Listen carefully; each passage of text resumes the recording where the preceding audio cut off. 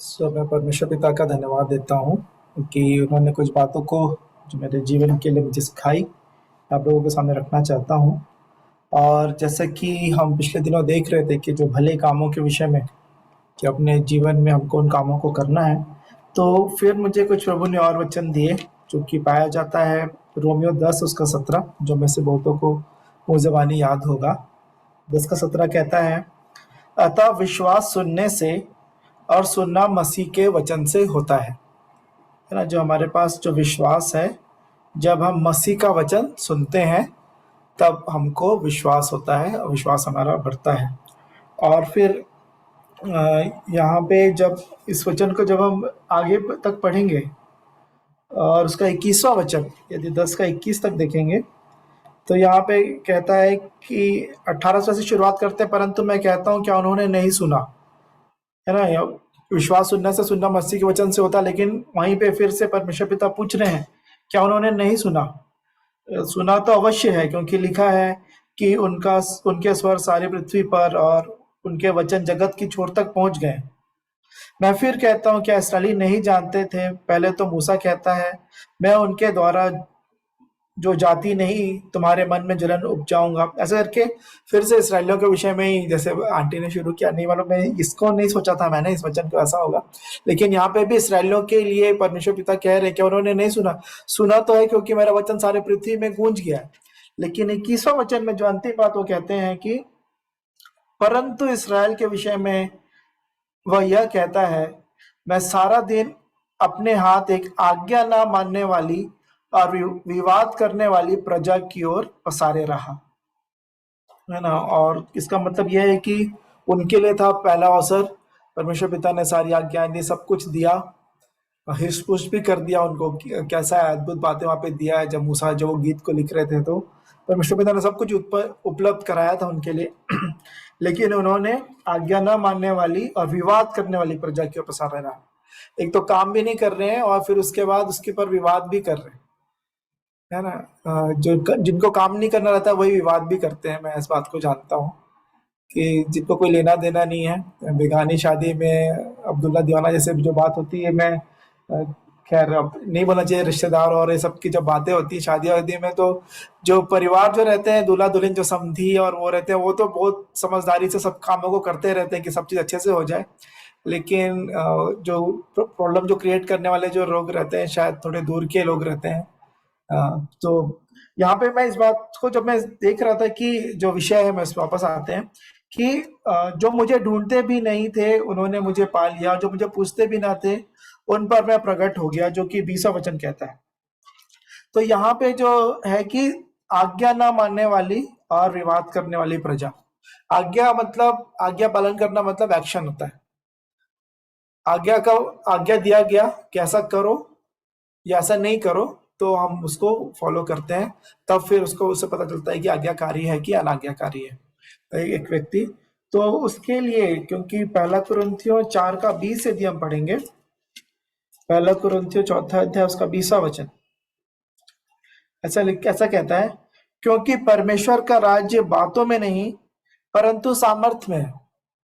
सिर्फ बातें करने से नहीं, लेकिन सामर्थ्य जो है उसमें। और अभी मैं सामर्थ्य के विषय में देख रहा था, तो सीधा सामर्थ्य में ध्यान चला जाता है, चिन्ह और चमत्कार और अद्भुत जो बातें हैं, जो बहुत सारी मीटिंग्स और जब होते रहते हैं क्रूसेड्स, तो तब देखते हैं बहुत सारे लोगों की चंगाई हो रही है, दुष्ट आत्मा निकाले जा रहे हैं। ये सब काम तो होते हैं सामर्थ्य के काम। लेकिन सामर्थ्य को जब मैं सोच रहा था, सामर्थ्य उस समय चाहिए जब आप भलाई कर रहे हैं लेकिन आपके साथ बुराई हो रही है, आप बुराई को जब सहना है आपको। जब प्रभु के लिए आप काम सही कर रहे हैं, चाहे वो परिवार में भी हो सकता है, फिर कलीसिया में भी होता है, जो सही जो व्यक्ति रहता है उसको उसी का मजाक उड़ाया जाता है, ज्यादा धर्मी बन रहा है, पास्टर बन रहा है, जो भी बातें, उस समय बहुत ज्यादा सामर्थ्य की जरूरत पड़ती है। और सामर्थ्य, और फिर ऐसा सामर्थ्य यहाँ पे प्रकट होता है कि बुराई के बदले भलाई करो। उसमें तो और दोगुना सामर्थ्य की जरूरत चाहिए।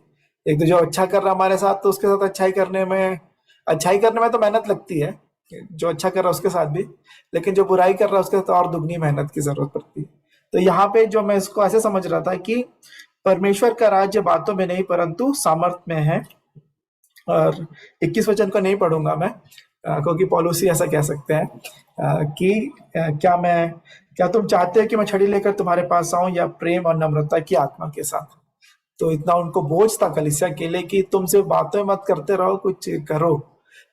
मैं इस वचन को ऐसा समझा, क्योंकि वो खुद दूसरा कुरिन्थियों में इस बात को जब कहते हैं, जब हम देख रहे थे कि प्रभु सब बातों का न्याय करेंगे, दूसरा कुरिन्थियों का उस वचन को हमने पढ़ा था। तो दूसरा कुरिन्थियों उसका 5वां अध्याय 1 से लेके 10 तक पढ़ना चाहिए। मैं पढ़ लूंगा, वचन पढ़ना ज्यादा अच्छा है कि कोई बात छूटे ना। यहाँ पे ऐसे लिखा है, दूसरा कुरिन्थियों 5वां अध्याय 1 वचन से आगे, क्योंकि हम जानते हैं कि जब हमारा पृथ्वी पर का डेरा सरीखा घर गिराया जाएगा तो हमें परमेश्वर की ओर से स्वर्ग पर एक ऐसा भवन मिलेगा जो हाथों से बना हुआ घर नहीं परंतु चिर स्थायी है। इसमें तो हम कराहते और बड़ी लालसा रखते हैं कि अपने स्वर्गीय घर को पहन ले, कि इसके पहनने से हम नंगे न पाए जाएं। और हम इस डेरे में रहते हुए बोझ से दबे कराहते रहते हैं, क्योंकि हम उतारना नहीं वरन और पहनना चाहते हैं, क्यों ताकि वह जो मरणहार है जीवन में डूब जाए। जिसने हमें इसी बात के लिए तैयार किया है वह परमेश्वर है, जिसने हमें बयाने में आत्मा भी दिया है। तो इस वजह से छठा वचन ऐसा कहते हैं सॉरी, अतः हम सदा ढाढ़स बांधे रहते हैं और यह जानते हैं कि जब तक हम देह में रहते हैं तब तक प्रभु से अलग हैं, क्योंकि हम रूप को देखकर नहीं पर विश्वास से चलते हैं। इसलिए हम ढाढ़स बांधे रहते हैं और देह से अलग होकर प्रभु के साथ रहना और भी उत्तम समझते हैं। इस कारण हमारे मन की उमंग यह है कि चाहे साथ रहें चाहे अलग रहें, पर हम उसे भाते रहें, क्योंकि अवश्य है कि हम सबका हाल मसीह के न्याय आसन के सामने खुल जाए, कि हर एक व्यक्ति अपने अपने भले बुरे कामों का बदला जो उसने देह के द्वारा किए हो पाए। तो जब हम इस वचन को देख रहे थे कि देह के द्वारा जो हमने काम किया उसका बदला हमको मिलेगा, तो 7वां वचन जहाँ पे हमने शुरू किया 10 का 17 से, रोमियो 10 का 17 से, कि विश्वास सुनने से, सुनना मसीह के वचन के द्वारा होता है। और 7वां वचन कहता है यहाँ पे दूसरा कुरिन्थियों 5 का 7, क्योंकि हम रूप को देखकर नहीं पर विश्वास से चलते हैं। जैसा वचन लिखा है, जैसा हमने प्रति से सुना वैसे हम चलते हैं, है ना, वो एक्शन है। और इसी बात को जब मैं देख रहा था कि जब हम वचन में जब चलने की जब बात है, तो एक और वचन है विलाप गीत 5वां अध्याय 4 से लेके 6 तक। विलाप गीत उसका 5वां अध्याय। तो जब चलने वाली जब बात आई, और जबकि अभी आंटी की गवाही भी हमने सुनी, बेला आंटी की, कि हमारा जीवन जो है हमको नहीं पता कि अगले क्षण में क्या होगा। सब चीजें ठीक नजर आती हैं लेकिन नहीं मालूम क्या हो रहा है अंदर, हमको नहीं पता। तो वहां पे एक जो बात है वो फुर्ती से काम करने के विषय में मैं देख रहा था। 5वां अध्याय 4 से आगे ऐसा लिखा है, सबोपदेशक 5 का 4 से मैं पढ़ रहा हूँ। जब तू परमेश्वर के लिए मन्नत माने तब उसके पूरा करने में विलंब न करना, क्योंकि वह मूर्खों से प्रसन्न नहीं होता। जो मन्नत तूने मानी हो उसे पूरी करना। मन्नत मानकर पूरी ना करने से मन्नत का ना मानना ही अच्छा है। 6वां वचन, कोई वचन कहकर अपने आप को पाप में ना फंसाना और न ईश्वर के दूत के सामने कहना कि यह भूल से हुआ। परमेश्वर क्यों तेरा बोल सुनकर अप्रसन्न हो और तेरे हाथ के कार्यों को नष्ट करे। है ना, यहाँ पे जो लिखा है, जो बातें हमने कहा है प्रभु के लिए करने के लिए, मन्नत शब्द इस्तेमाल किया गया है। कई बार जब मीटिंग और ये सब में होते हैं तो लोग ऑल्टर कॉल होता है कि प्रचारक कहते हैं कि क्या आप ऐसा करेंगे, तो कुछ लोग खड़े होते हैं हाथ उठाते, कुछ लोग बोलते हैं हाँ। वो वैसा भी हो सकता है, झूठ के साथ भी वो बोल देते हैं, या फिर अकेले में भी हम प्रभु के साथ कुछ बातों के लिए हम वायदा करते हैं। जब हम वचन पढ़ते हैं हाँ प्रभु अब से मैं ऐसा करूंगा या करूंगी, तो फिर यहाँ पे लिखा है कि जो कुछ करना है उसको उसमें विलंब नहीं करना। सो मेरा विषय यही था कि आप प्रभु जो कह रहे हैं कि जल्दी से जो भी हम काम करना है उसको प्रभु के लिए जो हमने कहा है उसको पूरा करना है। नीति वचन उसका 31वां अध्याय में जो स्त्री, जो धन्य स्त्री है, जो वर्चुअस वुमन के विषय में कुछ वचन को मैं पढ़ूंगा जो प्रभु ने मुझे दिखाया। 31 का यदि 15 वचन पढ़ेंगे, वह रात ही को उठ बैठती है और अपने घराने को भोजन खिलाती है और अपनी दासियों को अलग अलग काम देती है ना। तो रात ही को उठ बैठ के वो काम कर रही है। और फिर यदि इसका 18 वचन पढ़ेंगे, वह परख लेती है कि मेरा व्यापार लाभदायक है, रात को उसका दिया नहीं बुझता।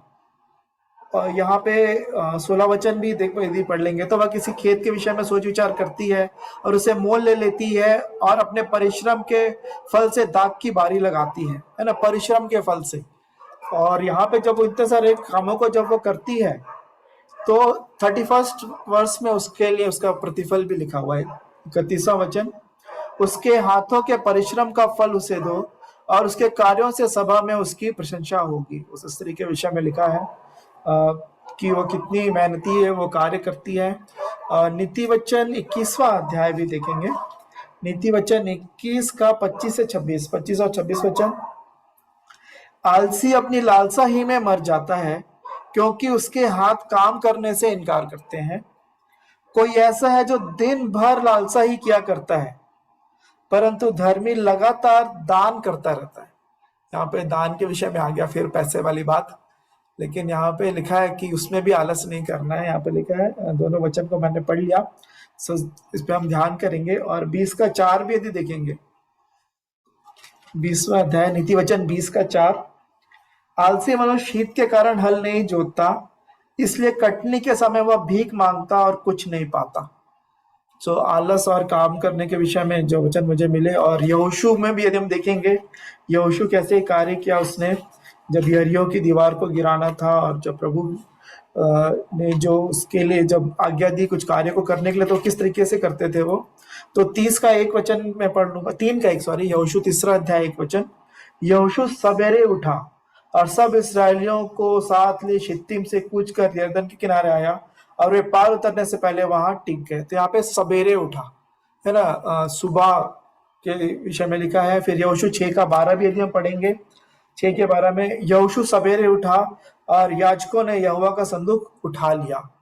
और फिर आगे देखेंगे तो एक जगह लिखा है 15वें वचन को, 6 का 15 यदि हम पढ़ेंगे, यहाँ पे लिखा है, फिर 7वें दिन में बड़े तड़के उठकर उसी रीति से नगर के चारों ओर 7 बार घूम आए। केवल उसी दिन वे 7 बार घूमे। ये यरीहो की दीवार को गिराने वाली बात है। तो उस दिन क्या लिखा है, तड़के उठकर, है ना, वो उस कार्य को वो किए जो प्रभु परमेश्वर पिता ने उनको आज्ञा दी थी। और फिर हम उत्पत्ति में देखेंगे कि जब दूत जब आए थे सदोम अमोरा को नाश करने के लिए, तो फिर इब्राहिम ने कैसे उनकी सेवा की थी। तो वहां पे जो वचन जो बार बार आया, मैं उसको मैं पढ़ना चाहूंगा। उत्पत्ति उसका 18वां अध्याय, उसका 1 से लेके 8। उत्पत्ति 18 उसका 1 से 8 में पढ़ लूंगा। ऐसा लिखा है, अब्राहम ममरे के बांज वृक्षों के बीच कड़ी धूप के समय तंबू के द्वार पर बैठा हुआ था। तब यहोवा ने उसे दर्शन दिया। उसने आंख उठाकर दृष्टि की तो क्या देखा कि 3 पुरुष उसके सामने खड़े हैं। जब उसने उन्हें देखा तब वह उनसे भेंट करने के लिए तंबू के द्वार से दौड़ा, है ना, और भूमि पर गिरकर दंडवत की और कहने लगा। यहाँ पे लिखा है दौड़ा। और 3रा वचन, हे प्रभु, यदि मुझ पर तेरी अनुग्रह की दृष्टि है तो मैं विनती करता हूं कि अपने दास के पास से चले न जाना। मैं थोड़ा सा जल लाता हूं और आप अपने पांव धोकर इस वृक्ष के नीचे विश्राम करें।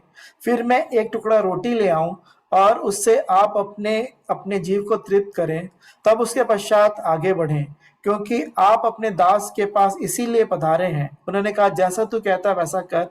तब अब्राहम तुरंत तंबू में सारा के पास गया और कहा, 3 सा मैदा जल्दी से गूंथ। अभी जल्दी से, है ना, जल्दी से गूंथ और फुलके बना। फिर अब्राहम गाय बैल के झुंड में दौड़ा और एक कोमल और अच्छा बछड़ा लेकर अपने सेवक को दिया और उसे जल्दी से उसे पकाया, है ना, और उसने जल्दी से उसे पकाया उसके सेवक ने। तब उसने दूध और दही और बछड़े का मांस जो उसने पकाया था लेकर उनके आगे परोस दिया और आप वृक्ष तले उनके पास खड़ा रहा और वे खाने लगे।